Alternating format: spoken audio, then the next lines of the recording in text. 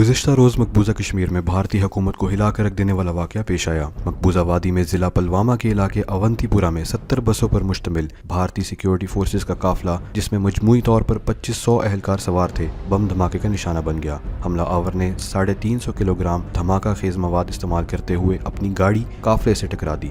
धमाके के नतीजे में भारतीय सिक्योरिटी फोर्सेस की 2 बसें धमाके की जद में आईं। इब्तदाई तौर पर 12 सिक्योरिटी अहलकारों के हलाक और दर्जनों के जख्मी होने की खबर सामने आई। वक्त गुजरने के साथ साथ तशवीशनाक हालत में तिब्बी इमदाद के लिए अस्पताल मुंतकिल किए गए भारतीय सिक्योरिटी अहलकारों की हलाकतों में इजाफा होता चला गया, जिससे भारतीय मीडिया के मुताबिक मजमूई भारतीय सिक्योरिटी अहलकारों की हलाकतों की तादाद 44 हो गई। इससे कबल 18 सितंबर 2016 में उड़ी हमला मकबूजा कश्मीर की 2 दिहाइयों में भारतीय सिक्योरिटी फोर्सेस पर होने वाले हमलों में सबसे बड़ा करार दिया गया था। LOC के करीब उड़ी के इलाके बरमोला में कायम भारतीय फौज के कैंप पर 4 हमला आवरों ने सुबह 4 बजे के करीब हमला किया था, जिसके नतीजे में 17 भारतीय सिक्योरिटी अहलकार हलाक जबकि 22 जख्मी हो गए थे। इसके अलावा 25 जून 2016 में 8 भारतीय सिक्योरिटी अहलकार और 20 के करीब जख्मी हुए थे, जब श्रीनगर में पेम्पोर के करीब भारतीय सिक्योरिटी अहलकारों के काफिले पर हमला किया गया था। मकबूजा कश्मीर में भारतीय फौज पर होने वाले हमलों की एक तारीख और कड़ी है जो चलती चली आ रही है और जिसमें तकरीबन पिछले 2 दिहाइयों में बेपनाह इजाफा हुआ है। पुलवामा हमले में मारे जाने वाले 44 भारतीय फौजी ये बताता है कि इन हमलों में किस हद तक शिद्दत आई है और जिसे मकबूजा कश्मीर में भारतीय फौज पर होने वाले हमलों में अब तक का सबसे अंधोनाक और बड़ा हमला करार दिया जा रहा है। रिवायत को बरकरार रखते हुए एक बार फिर भारतीय हुकाम ने इस हमले के चंद लम्हों बाद ही पाकिस्तान को जिम्मेदार ठहरा दिया। इससे कबल 2016 के उड़ी वाक़े के बाद भी भारत की जानिब से पाकिस्तान पर इल्ज़ाम लगाया गया था और भारत ने आलमी सतह पर पाकिस्तान को तनहा करने की मुहिम का आगाज़ किया था, जिसमें उसे बुरी तरह नाकामी का सामना करना पड़ा।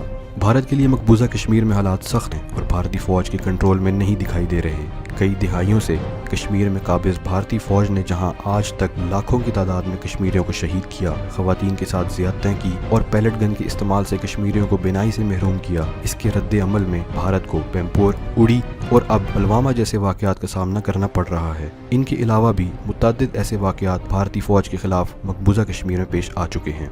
भारत के लिए ज़रूरी है समझना कि कश्मीरियों की आज़ादी की जद्दोजहद हकीकी है, जिसके लिए वो अपनी जान का नजराना देने से गुरेज नहीं करते और जितना भारत अपनी काबिज फौज से ताकत का इस्तेमाल करके कश्मीरियों की आज़ादी की आवाज़ को दबाने की कोशिश करता चला आया है, उतने ही हालात भारत के हाथ से निकलते चले जा रहे हैं।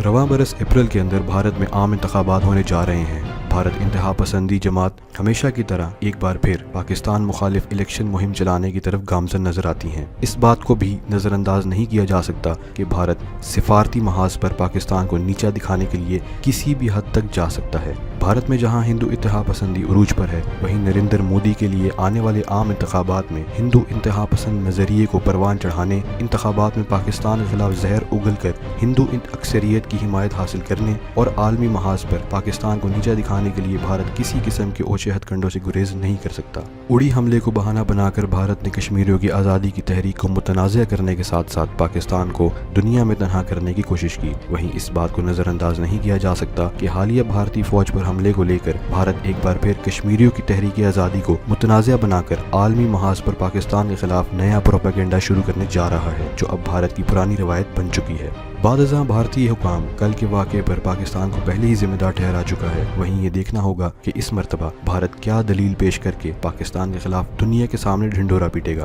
पाकिस्तान की जानिब से भारत को ये यकीन दहानी कराना होगी कि अब की बार भारत के ओछे हथकंडे और गीदड़ भक्तियाँ कश्मीरियों की तहरीक आज़ादी को मुतासिर कर सकती है, ना ही पाकिस्तान की साख को आलमी सतह पर नुकसान पहुँचा सकती है, जबकि मजीद भारत अपनी ही बुखलाहट में डूबता चला जाएगा।